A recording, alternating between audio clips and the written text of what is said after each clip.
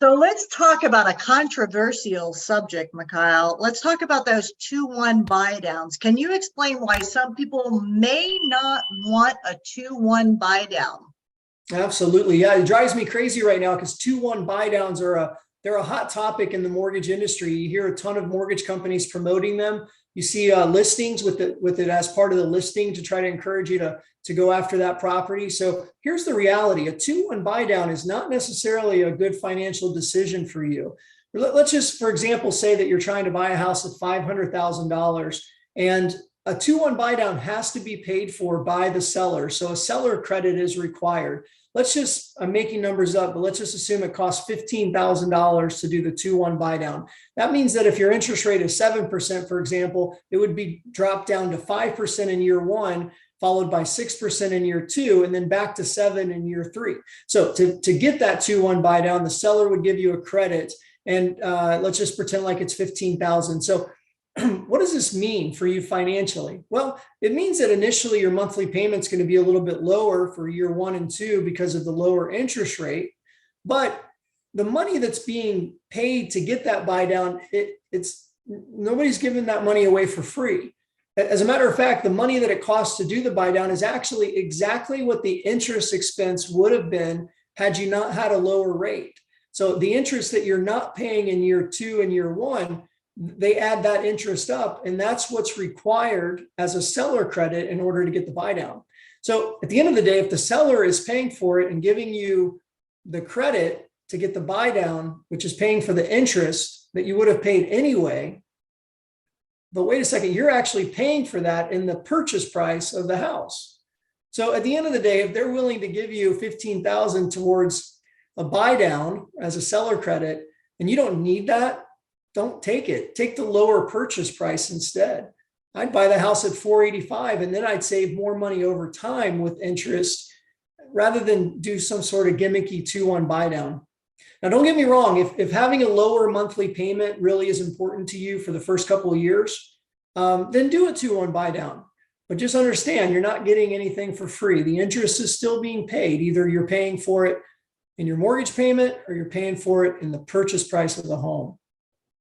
And I think this will be a very controversial video that will probably get lots of comments below. So if you want to know more about this 2-1 buy down and hear some of the honest side, the other side of what a 2-1 buy down is, I think this video is a great one for people to be watching. So let's talk about it from a real estate perspective. So we're talking a little bit from a mortgage perspective about how you're financing, and we used the number 15,000. You're financing that $15,000 over 30 years, because if the buyer gave you a credit, just like Mikhail said, they gave you a $15,000 credit. Well, that's part of your mortgage. Now you're paying interest on that $15,000 for the next however long, because there are two ways to look at these controversial subject matters, right? So let's think about this from the seller standpoint. Yes, you're saying you're going to give that $15,000 credit.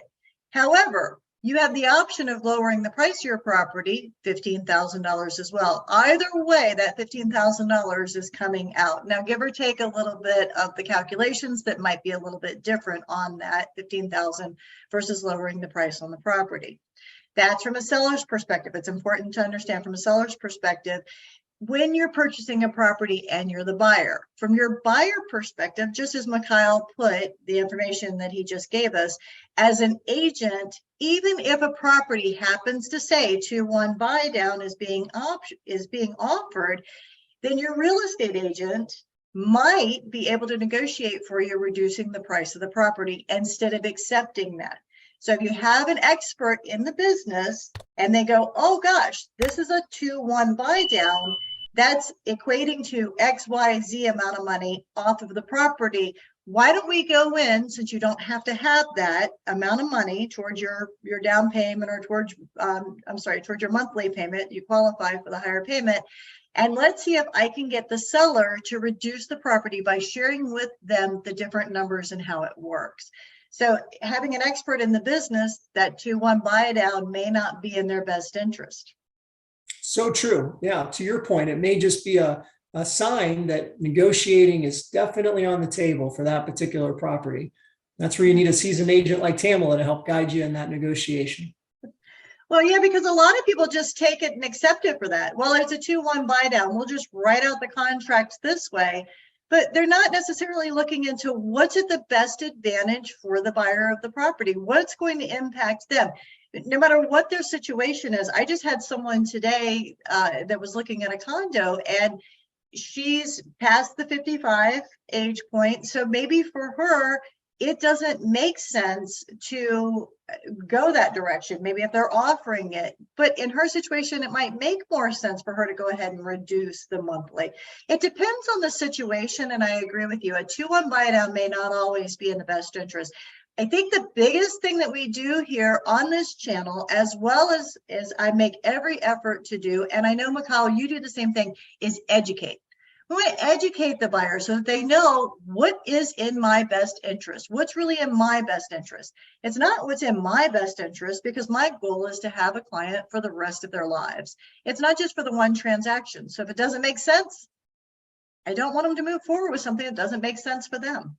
So true. You know, at ReadyRate, our mission is really simple. We exist to change people's lives for the better, one mortgage at a time. And that mission, we live that mission out from the very beginning of our relationship with our clients by having a real conversation with them about their unique situation and helping to guide them based on their goals and desires and needs and wants. It's, I always laugh, you know, you can't get a mortgage. You can get a mortgage online and never talk to anybody, but you're not going to get the best mortgage for you by doing that. You need a real professional to help guide you. And you could go buy a house without a realtor online too, but you're going to end up paying for it over time, more than likely. Especially if there's something we walk through the property and we notice. Many times people buy properties and don't realize what they're getting themselves into. And it's very sad, especially if I have to come in afterwards. Yeah, so true. So true. Well, thank you so much for taking the time to share some information and to really cover a controversial subject as well, this 2-1 buy down, because it is controversial right now. Many mortgage companies are offering it. They're selling it to sellers.